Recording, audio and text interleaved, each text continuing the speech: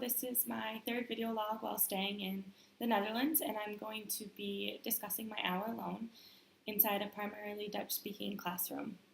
So about a week ago, I visited a school called Kindcentrum de Vlinderboom in Maastricht with two of my classmates. And at this school, we split up and individually visited classrooms of 6 and 7-year-olds. My intention going into the classroom was to further understand how teachers track their students' growth. This was important for me to do so I could see how the school system and ways to keep track of progress is different from outside of the United States. So when I first walked into the classroom, I was confused on how I would learn anything about their culture and schooling in the Netherlands when every instruction and activity was in Dutch. However, the teachers' movements and students' actions were surprisingly easy to understand. For instance, one of the boys asked me to help him take off his shoes for gym class in Dutch, but his actions helped me understand what he was asking. What was great about this classroom was that one of the students was from Australia, so she spoke English. And I found myself talking to her a lot and recognized I needed to branch out to other students to assist in their activities, even though they spoke another language.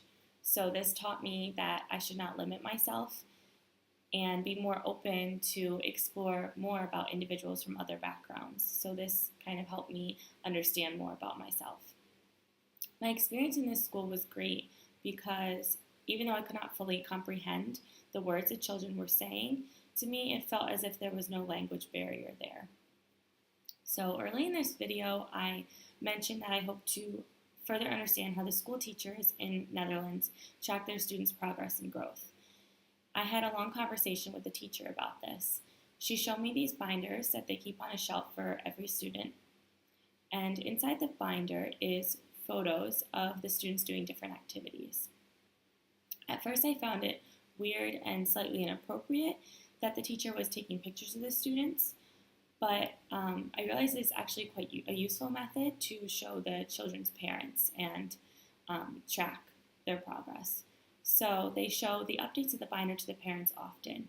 The teacher informed me that when they get to a certain age, the kids get to bring the binder home as well. I learned that this method is something that is not universally accepted because of the teacher taking the photos. However, I think it is actually smart. One of the activities some of the students were participating in was paying money for a pretend flower. And this shows the parents what the children are actually doing inside the classroom and the progress in the binder.